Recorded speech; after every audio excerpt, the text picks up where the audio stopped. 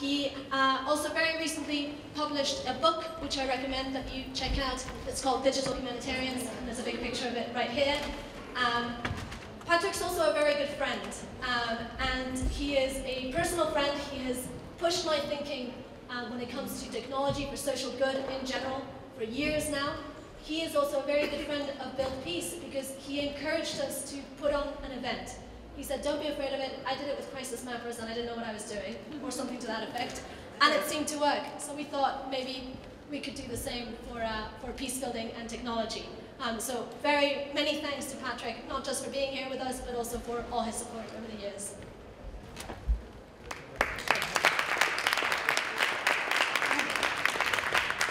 Thanks so much, Helena. Thank you to you and the entire team for bringing all of us together in such an incredible venue and an impactful location. So it's a real treat to be here. So Helena kindly invited me to talk about drones and peace building, and you see WTF question mark here because, of course, you don't necessarily see those two words in the same sentence, presentation, and so on.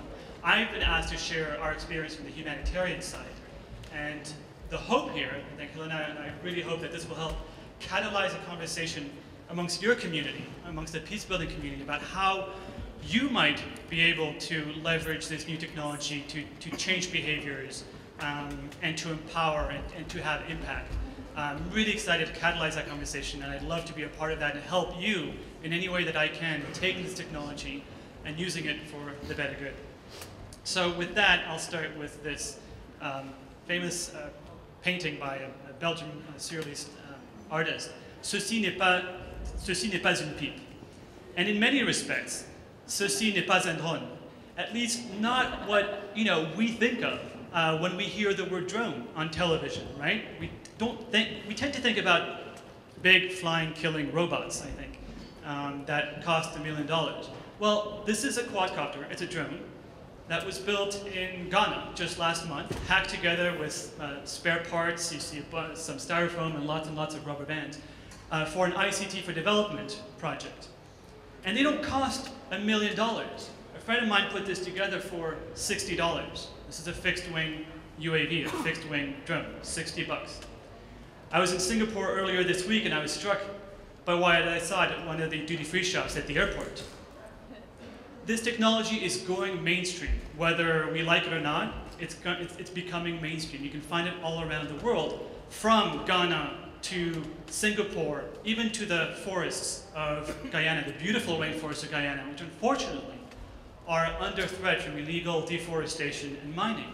So a local indigenous community, the Wapichanas, built their own drone from scratch, from a bunch of different pieces, with a little help from digital democracy. They want to use drones to basically survey the area and document what's happening to their forests, and which is affecting their livelihoods. And one of my favorite stories is when the mount for the motor of the UAV broke.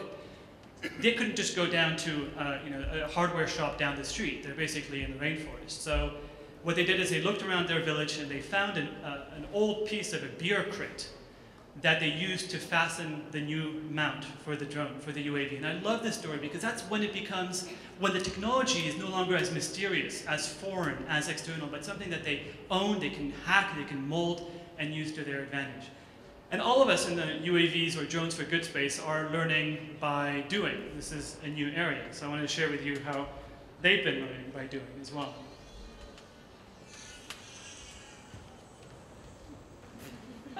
You don't always get it right the first time or the second time.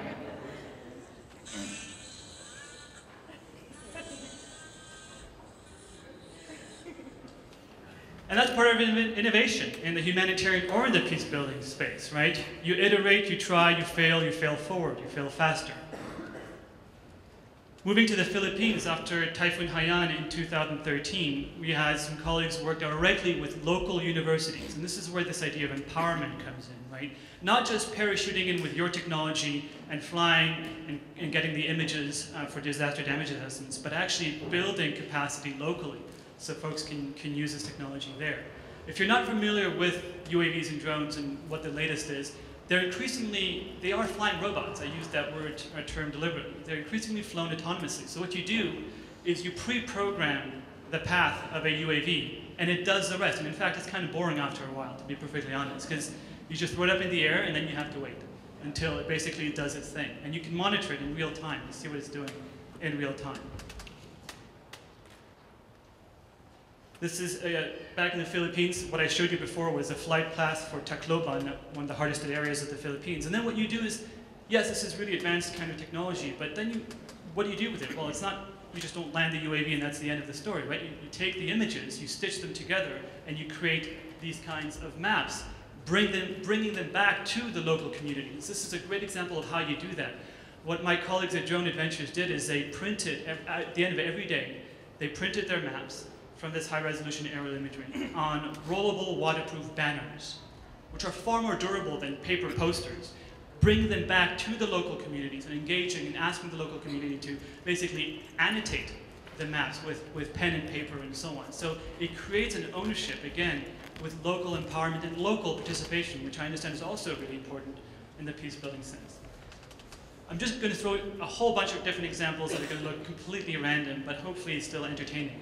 The Arabian Gulf. This is a beautiful turquoise sea.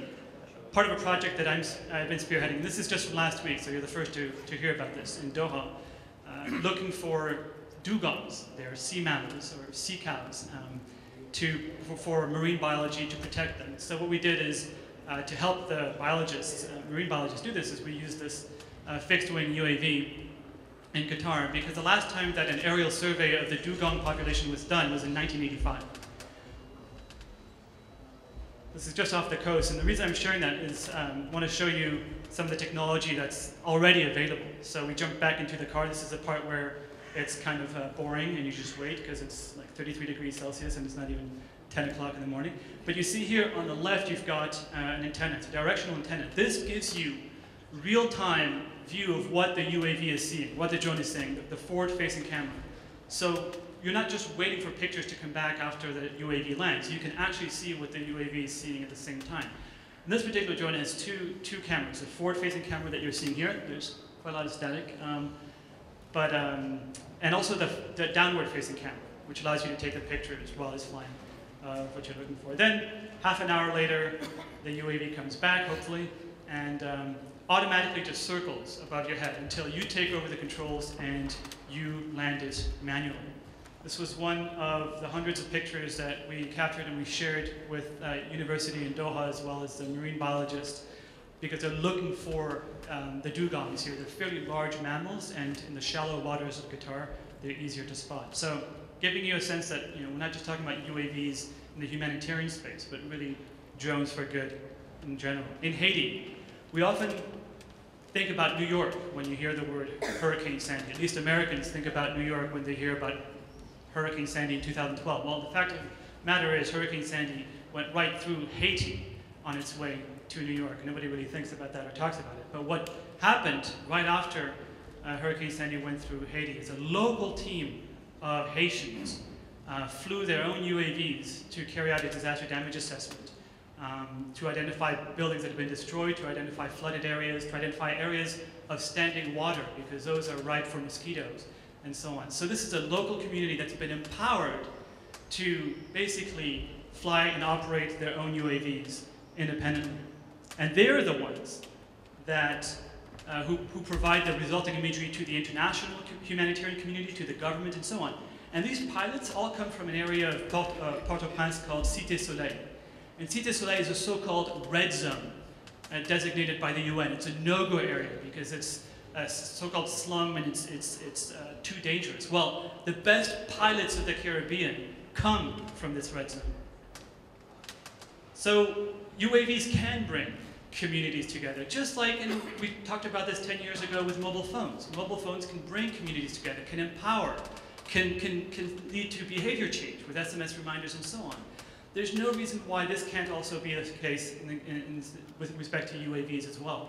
You can catalyze conversation. You can get people to collaborate and cooperate on how to fly the UAV, where to fly the UAV, what issues there are. So it's really important that the entire community be a part of this. In Kenya, some friends from the Sentinel project have been using UAVs not just because in Turkana you have flash floods and so on, but because misinformation can be a huge problem. So they have this project called Una Hakika, which also uses SMS. And I heard this morning a number of references to just rumors and this leading to violence. What they're doing is they're also using UAVs to verify rumors. And they're empowering local communities themselves to operate the UAVs to verify whether an event has actually happened, whether a herd of cattle has actually been stolen or not. And you can do that very rapidly with UAVs. And local communities in Turkana, in Guyana, and around the world are not the only groups. The UN and the World Bank are increasingly piloting and experimenting with this technology. I myself recently got back from Vanuatu in the Pacific, about 3 hours north of New Zealand, a group of about 65 different islands that unfortunately were on the direct collision course with Cyclone Pan, which was a high-end Category 5 cyclone. And the result is what you would expect after Category 5 hazard. I was invited by the World Bank to spearhead their UAV response, their UAVs for disaster assessment response, and was on the ground for a while. Now, pictures, on the ground give you a sense of the damage, but I don't know what's behind this debris, this massive tree that's just been tipped over, right? Which is why you do want the aerial perspective, and why I founded the Humanitarian UAV Network after Typhoon Haiyan, because realizing that this new technology had a huge role to play in disaster response. A bird's eye view can give you a whole other perspective on disaster damage and other events that are unfolding. It gives you much higher resolution, and unlike satellite imagery, we can't own a satellite, at least not yet, but we can each own a UAV. They're going down to $100, $60, even less, and we're going to continue doing that. So the Humanitarian UAV Network has access to over 700 pilots in 60 different countries around the world, and I just checked our pilot roster this morning, and we have one pilot from Nicosia who I'm going to be meeting with tomorrow morning. And so it's a truly global network, and this was a network that the World Bank activated in response to Cyclone Pan. So we contracted 2 UAV teams from the Humanitarian UAV Network. We also have a crowdsourced crisis map because you and the World Bank can't be everywhere at the same time, but more and more people have access to this technology as it becomes increasingly democratized, right? As more and more people around the world, from the rainforests of Guyana to Singapore and to Kenya and so on. So we're going to face a big data challenge. There's going to be so much of this information, and already people are posting their aerial videos and pictures on social media, which is why we've created this crowdsourced crisis map. You can see, in fact, if you go to uaviators.org, about 70 different aerial videos of Vanuatu capturing the damage that was caused just a few weeks ago. So I mentioned we recruited 2 teams from the Humanitarian UAV Network. This is us setting up day 1 of the mission. Give you a sense, we used hexacopters, meaning there are 6 propellers on the helicopter. And this is us calibrating the UAV the day before the mission, just to give you a sense. I know it's kind of darker. But again, the idea is this is vertical takeoff and landing. It's all autonomous, all pre-programmed. It does exactly what you tell it to do. And there are a number of fail-safe mechanisms. If all of a sudden something goes wrong and the drone loses connection with a remote control, it'll automatically come back and land itself very quietly. If there's any kind of interference with the connection between the drone and the remote control, it'll come back. If it goes outside of range, if the winds are too high, it'll automatically come back. They really are intelligent flying robots. This was one of the images that I took in Vanuatu just for demonstration purposes. How are we going to analyze all this imagery? Well, we slice it up and we crowdsource the analysis, because the World Bank simply does not have enough GIS people on staff to analyze thousands and thousands of high-resolution aerial images. So we'll take each image, we'll post it to a free and open source platform called Micromappers that my team and I in Qatar have been developing. It's a prototype experimental platform, but it's been operational for the past couple of years. And you invite volunteers to trace damage, to trace houses that have been destroyed. So the specific ask we got from the World Bank was to trace houses that were fully destroyed, houses that were partially destroyed but could be repaired, and then finally houses that were still okay and intact. The results you can see for yourself on micromappers.org. Digital volunteers, or digital humanitarians, I call them digital Jedis. In a matter of days, we're able to analyze over 2,500 very high-resolution aerial images of Vanuatu. And I should note, this has never been done in humanitarian response before. Using UAVs and crowdsourcing for disaster damage assessment is a first, and it happened literally just a few weeks ago. So if you click on one of these markers, you'll see the image that volunteers traced. The blue tracing correspond to houses that have not been destroyed. Orange is partially destroyed, and red is fully destroyed. And for quality control purposes, we showed every image to at least 3 different volunteers. And if there was consensus, or at least the World Bank could tell where there were areas of consensus. And we're talking about really high resolution and also at an angle, right?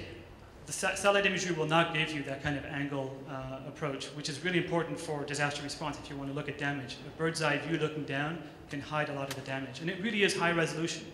We're talking 4 to 5 centimeter resolution. You can really see a lot of details. But even with aerial images, you're fixed with one perspective. You don't know what the house looks like on the other side necessarily, which is why we need to move directly to 3 dimensions, which is, may look like science fiction, but this has been around for a few years already. You can take 2-dimensional aerial images and basically transform those into a 3D model. The software like Pix4D and others have been around for years. Increasingly now, there are free and open source versions that allow you to do this. And the reason you want to move to 3D is because you get the full 360 view and you can do better disaster damage assessment. So I don't know if any of you were in the news or looking at the news today. There's been a massive earthquake in Nepal, just outside of Kathmandu. So we're already talking with the UN and the World Bank about getting some UAVs out to do this kind of damage assessment 3D because of how densely populated and how dense the capital city of Kathmandu is, of Nepal is. So ultimately what we want to do is we want to crowdsource the analysis of the 3D point clouds, the 3D models, by pushing them to micromappers, which may be something we do in the next couple of weeks in Nepal. But the idea is that, talking about virtual reality, you could take your iPad and just inspect the city or inspect the house just by moving around and then annotating where you see, with your finger, where you see areas of damage.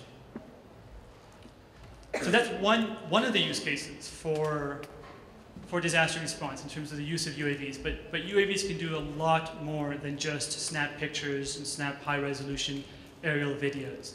There's also the payload distribution use case, basically carrying small payloads over 20, 30, 50, or even 100 kilometers. The World Health Organization, as well as Médecins Sans Frontières, are already piloting the use of this kind of UAV, of hexacopters and quadcopters, to distribute medication, vaccines, blood samples. They're doing this in Papua New Guinea. They're also doing this in Bhutan. And another public health NGO in Liberia is looking to use UAVs as well. And we also have Jess from Syria Airlift Project, who's going to be giving a talk this afternoon at 4. So definitely go to her presentation. I'm just showing 1 or 2 slides. But basically the use case here in conflict zones, which may get closer to the world that you work in. If you have a town that's just across the border that's been under siege by ISIS and cut off from any food supplies and so on, ISIS has been waging this surrender or starve campaign.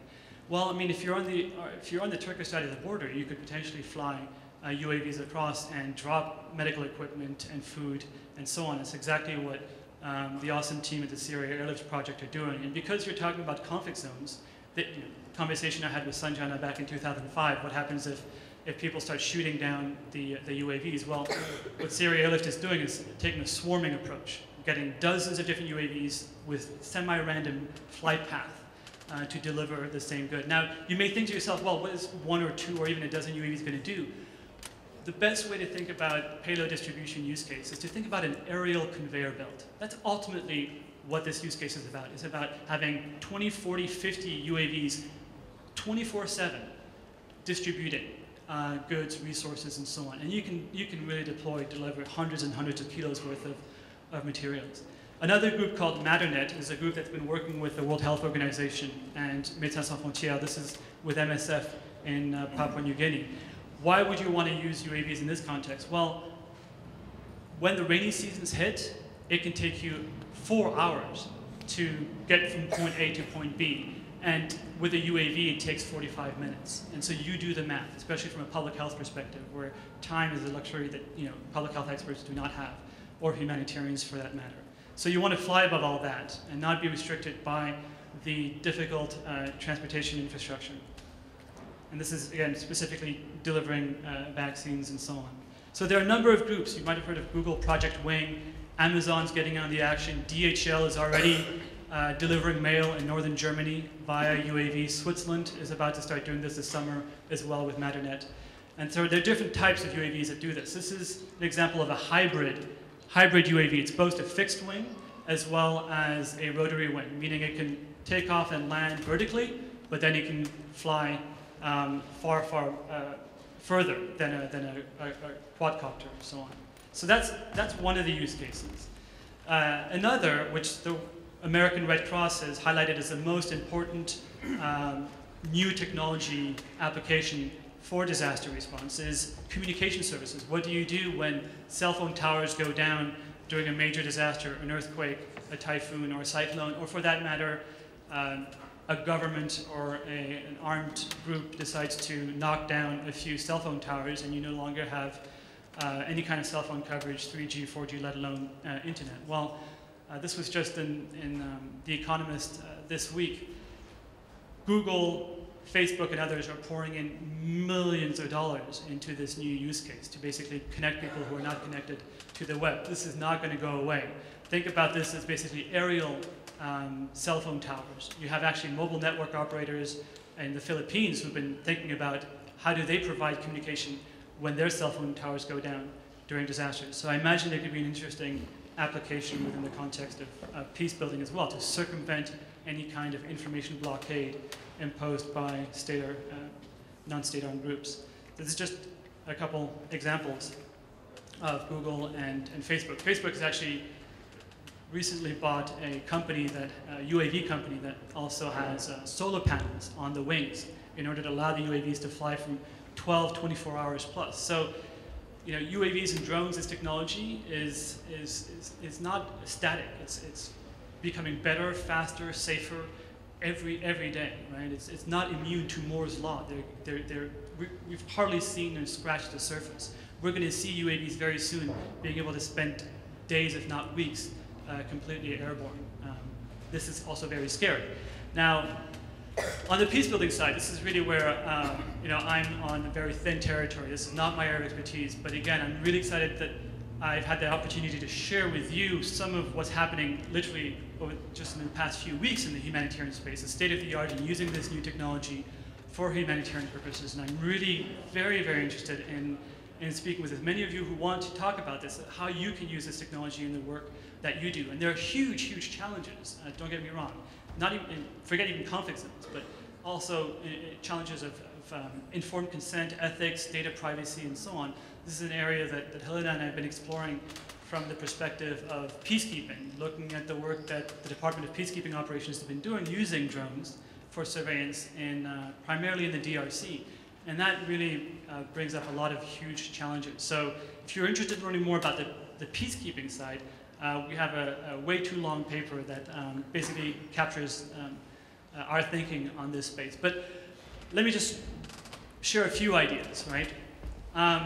The aerial perspective gives you a whole other perspective. It gives you an idea about something that you might not be able to see just because we're restricted to being bipeds on ground, right, due to gravity.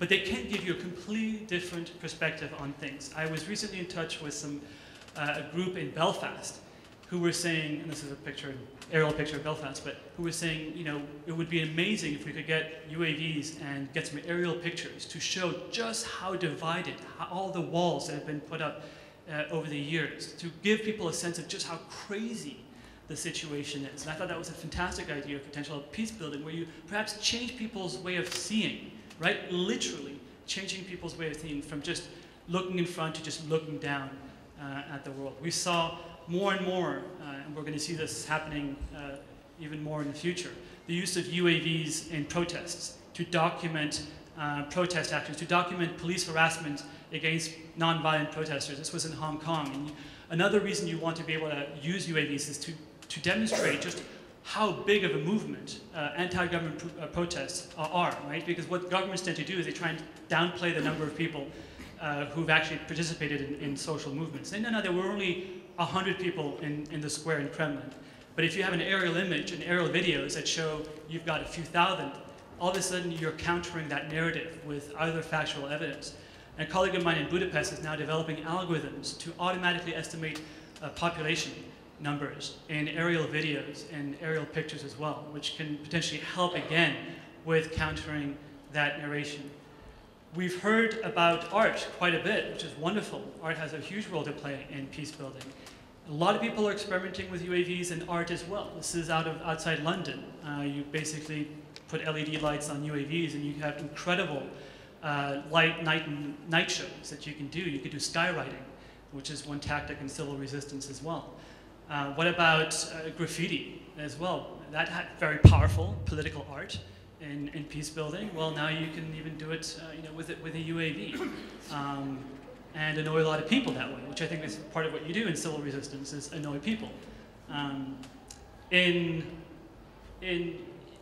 one other point I want to end on is, nonviolent action is basically nonviolent guerrilla warfare, right? It's using nonviolent tactics that are being used in actual military operations. So it actually behooves us to look at all the negative uses and applications of UAVs and learn from what the fundamentalists and extremists are using this technology for. This was just last year, where somebody with a quadcopter flew a flag that was a very provocative political flag in the middle of a stadium. This caused a riot. People got seriously injured. Simply from flying a little flag with UAV, you can piss off a lot of people. Now, we want to piss off the people who are doing bad things, right? But we should learn from the people doing bad things, because unfortunately, they've got their act together, often more than we have. So you can look this up. CNN did a great piece on it. It was incredible that something as simple as almost like a little wasp, can have such a disproportionate, asymmetric effect in terms of conflict. This was just this week, and this is not an isolated incident. There are some idiots who feel that it's really fun to fly UAVs around commercial airports, which is incredibly irresponsible. But at the same time, the result of this was the entire airport being shut down. One UAV, a few $100s, and you can shut down an entire airport. And I'm not saying we should be doing that, but it gives you a sense of the incredible asymmetry and the power that you can have if you use these kinds of technologies in very strategic and tactical ways, and obviously in our community, non-violent ways.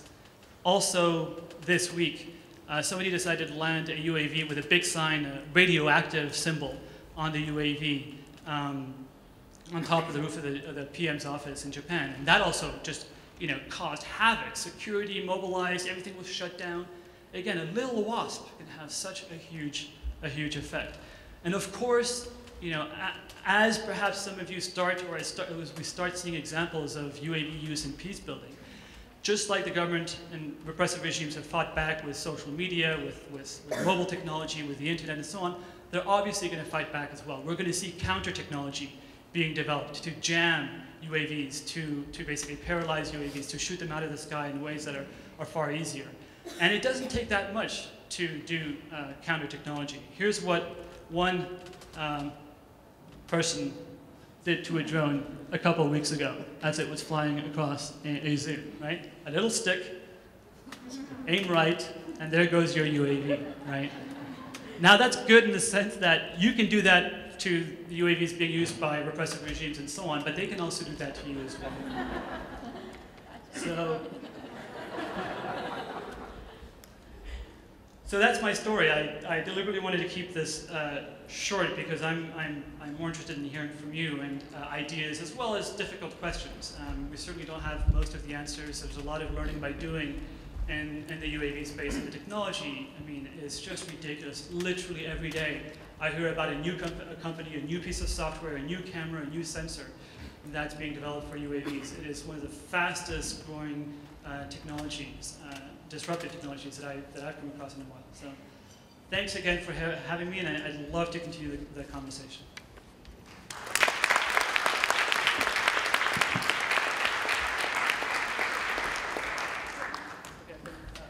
Yes, questions, comments. So I don't know if you get a mic or do you want to... Yeah, there's a mic coming. There's a mic coming your way too. There it is. Oh, there it is. Patrick, I'm Chip House from the Alliance for Peacebuilding. I live and work in the capital city of Bad Bones.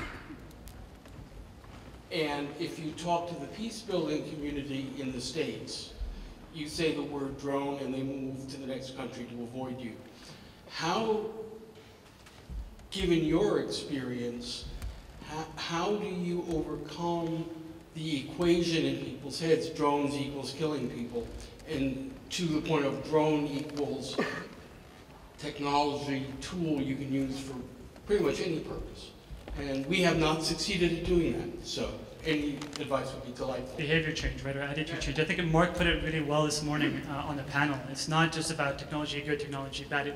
We know it's more nuanced, and we have to get away from this ping pong match of anecdotes. Oh, I have got a better anecdote than you have about, you know. So for me, in the humanitarian space, honestly, pictures and videos, like the one I showed you. The chimpanzee, the use of UAVs in the Guyana rainforests, pictures and videos just force people to change their frame of mind and frame of reference, right? I'm not showing a predator drone, but almost always when I'm giving these presentations, that's what people are thinking about, which is precisely why I start with these pictures. It's to show, no. You've got a local community in Dakar that's built their own quadcopter. You've got a group in a local indigenous community that's built their own UAVs. And once they see pictures that are not predator drones and killing robots and so on, and they see local communities hacking these technologies together, owning these technologies, and using them for their own purposes, for their own well-being and socioeconomic development and welfare and livelihoods, it changes mindsets. But that's why my presentations are deliberately very visual, is to try and change that and give examples. Don't talk theoretically about how UAVs or drones could be used in humanitarian settings. Say, I just got back from Vanuatu, where the World Bank, an international organization, just basically launched the biggest, most ambitious UAV project in response to a major disaster ever. And you show these pictures, you show that it's already happening, and people start to perhaps see that maybe they've missed the train, that you know, the train has already left. What are you doing saying that this is about killing people? So anyway, maybe that's a long answer to your short question, but one other thing I would add is, you know, in the 80s and 70s, granted I don't remember much, but Soviet Union, Cold War, and so on, when you talked about satellites at the time, that had an incredibly strong military connotation. It was a Sputnik, it was ICBMs, it was mutually assured destructions. Today, you think about satellites like, oh, I'm gonna look at my house on Google Earth, right? So that has changed a lot. The connotation of that original military technology is completely different now, thanks to Google Earth and the democratization of access to satellite imagery. So I think we're gonna see I think it's inevitable that we're gonna see this kind of perspective change, or at least become a little more nuanced. Yes, please, sorry. Look, my name is Charlie with IIE in New York. My question is, where do you see the future of drones going? Like right now, it seems like people have access to it, but not everybody in this room has touched a drone before, except we all know what it is. In 5, 10 years, do you think if we look up in the sky, our mail's going to be delivered by them, and a million other uses for them will be happening? Like, how is the regulation of using them going to evolve? So regulations is a whole other can of worms, but you know, I'll say in terms of the technologies space, we're going to see just more endurance, and we're going to look at, you know, DARPA's already doing that. Look at what DARPA's doing with drones, and you know what's going to happen in the civilian space, you know, a few years later. But the swarming model, collective action of drones working together to complete a specific task, they're going to do what they have to do, and there are people working and lobbying and doing what they need to do to try and stop this kind of use in bad, negative ways. But all right, that should not prevent us from doing the same and acquiring the same technology. So I think we are going to see all these use cases and a lot more coming up. There's some great innovations happening in the environmental space as well around UAVs. So I think that's where it's going in terms of regulations. That's a huge issue. In Vanuatu, we were incredibly lucky, and in fact, that was really the exception rather than the rule, where the government was 100% supportive. We were in touch with air traffic control throughout the day when we had to operate the UAVs in complex airspaces to coordinate the flight path. The Australian Defence Force were phenomenal in providing us with clearance and permission. They could have easily said, no way in hell, go home, right? But they decided to work with us, and you know, I think that had to do with the fact that we were professional and they are professionals, and we were just, okay, you guys need X, Y, and Z, here it is, here are the flight plans, you get it cleared by 2200, and we go in. So that was exceptional. It's unfortunately not headed that way in terms of regulations. Governments and regulators and civil aviation authorities around the world are finding it a lot easier, i.e. bureaucrats, are finding it a lot easier to just say no. It's much easier to say no than to say, well, okay, what is this all about? And okay, so you're not actually using UAVs for Hollywood, you're actually using UAVs to potentially save people, so maybe we should give you a different set of regulations, right? And one of the most heartbreaking things for me, and there's a number of them that are starting to add up now, but in Typhoon Haiyan, this Category 5 typhoon in 2013, there were no regulations really implemented in the Philippines around UAVs. We got all the imagery we needed. A year later, Typhoon Ruby strikes. This was last December. In between those two typhoons, regulations had been passed. We weren't able to fly any UAVs for weeks. That is hugely problematic. We're not talking again about Hollywood or precision agriculture or real estate uses of UAVs. We're talking about helping people recover faster from disaster and potentially even save lives in terms of search and rescue operations with UAVs. So there's a huge challenge that we face, and frankly, I don't think the humanitarian community really gets it. They're a little behind. They need to be at the table with these regulators now, before these regulations get all written up without them. But that's what one of the battles we're trying to fight with the humanitarian UAV network. And I shouldn't say battle, because at the end of the day, we need to help the civil aviation authorities and the regulators. We need to be on their side. It can't be a confrontation, right, talking about peace building. And let them know this is how the UK and France and Australia and Canada have implemented very flexible UAV laws. It's possible, right? So we need to help them do their work better. So from a peace-building angle, though, you don't necessarily always want permission to fly the UAVs. And now, frankly, a number of my humanitarian colleagues say, I don't care if I've got the permission or not, I will fly the UAVs, I will get the aerial imagery, and I'm going to go and do what needs to be done. Now, they are professionals, so that's fine. But when you have folks who mean well, but just bought a quadcopter the week before and want to be a disaster tourist with a UAV, that is a recipe for disaster. And something we're also trying to do with the Humanitarian UAV Network is to raise awareness. If you want to be part of the solution, please read our code of conduct on the do's and don'ts if you want to actually be helpful in disasters. So, and that was a long answer to your first question, but did I more or less answer it? Yes, please, and then we'll go. In front, here.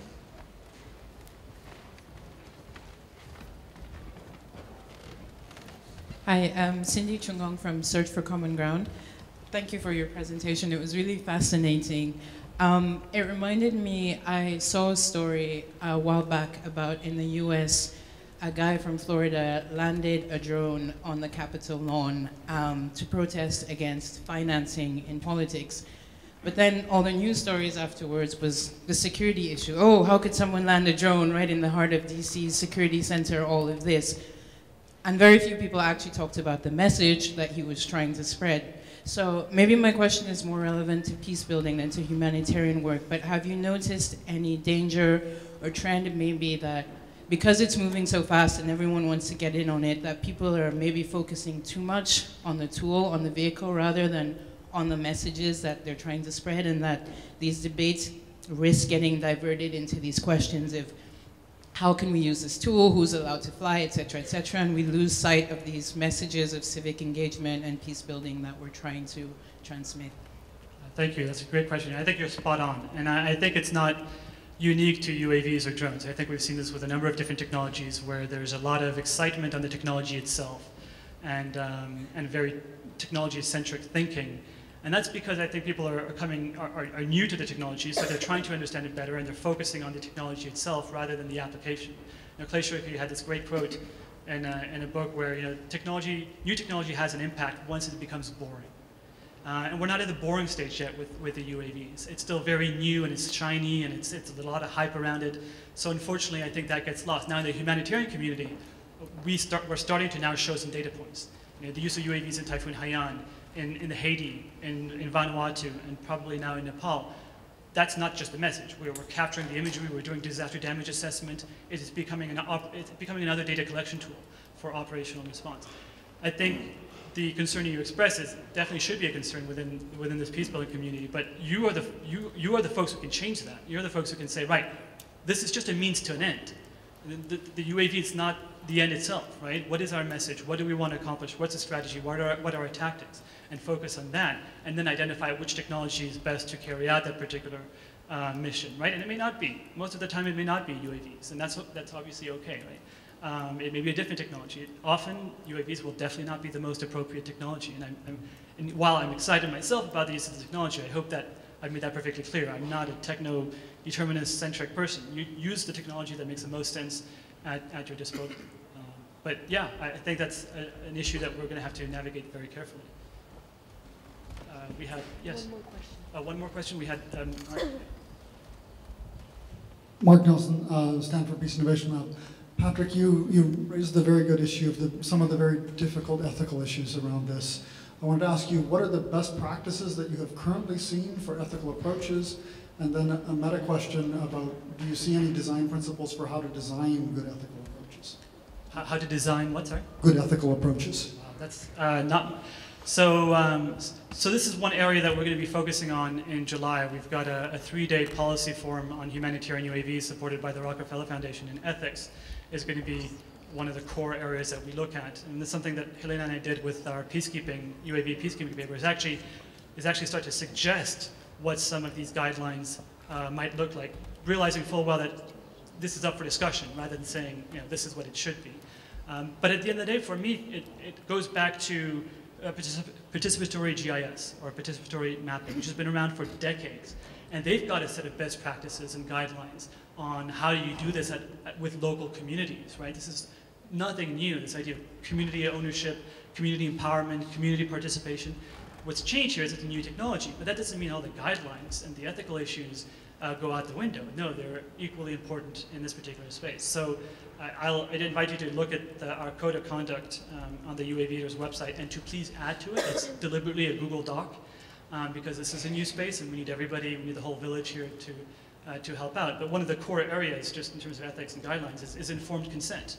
If you're collecting information about people, do you have their consent? That's core to the humanitarian accountability principles. But how do you do that with UAVs when you're flying over 10, 20 kilometers and not necessarily have the time or the ability to ask people for their consent?